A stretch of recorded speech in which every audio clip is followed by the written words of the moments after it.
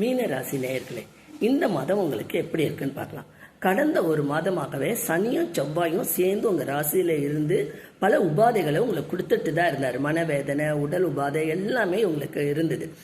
ஆனா இப்ப என்னன்னா கொஞ்சம் சிறிது ரிலீஃப் கிடைக்கும். செவ்வாய் மே 10ஆம் தேதி நகர்ந்து மேஷ ராசிக்கு போறாரு. உங்க ராசியில இருந்து 2ஆம் இடத்துக்கு போறாரு. அது உங்களுக்கு ஒரு ஆறுதல் தான். சூரியனும் செவ்வாயும் சேர்ந்து 15 தேதி வரைக்கும் இருப்பாங்க, 10ல இருந்து 15.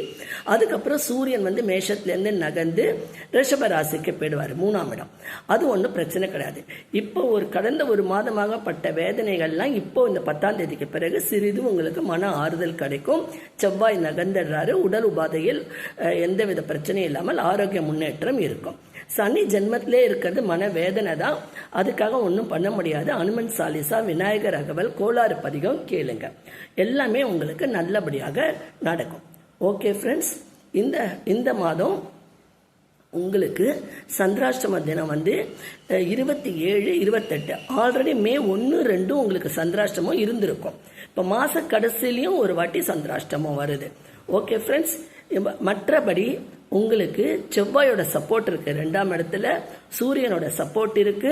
4ஆம் இடத்துல குரு இருக்காரு. இப்போ குருவும் இந்த மாச கடைசியில நகர்ந்து 5ஆம் இடமான கடகத்துக்கு போயிடுவாரு. அதனால எதுக்கும் கவலைப்படாதீங்க. ஓகே ஃப்ரெண்ட்ஸ், இது ஒரு பொதுவான பலன்கள் தான். எல்லா ராசிக்கும் நான் சொல்லியிருக்கேன். உங்களுக்கு உங்க ஜாதகப்படி கிரகங்கள்லாம் எங்க இருக்கு, தசாபுத்தி என்ன போகுதுன்னு பார்க்கணும். உங்களுக்கு ஃபுல் டீட்டெயில்ஸும் தெரிஞ்சுக்கணும்னா என்னோட நம்பர் கொடுத்துருக்கேன், அதில் நீங்க கான்டாக்ட் பண்ணுங்க. உங்களுக்கு இன்னும் டீப்பா ஜாதகம் பார்த்து பலன் எடுக்க முடியும். ஓகே ஃப்ரெண்ட்ஸ், இந்த எபிசோடு பிடிச்சிருந்தா லைக் பண்ணி, ஷேர் பண்ணி, சப்ஸ்கிரைப் பண்ணுங்க. மீண்டும் அடுத்த எபிசோடு குரு பயிற்சி பலன்கள் போடுவேன். இந்த மாச கடைசியில ஒவ்வொரு ராசிக்கும் போடுவேன். அதுல நம்ம குரு பயிற்சி ஒவ்வொருத்தருக்கும் எப்படி இருக்குன்னு பார்த்துக்கலாம்.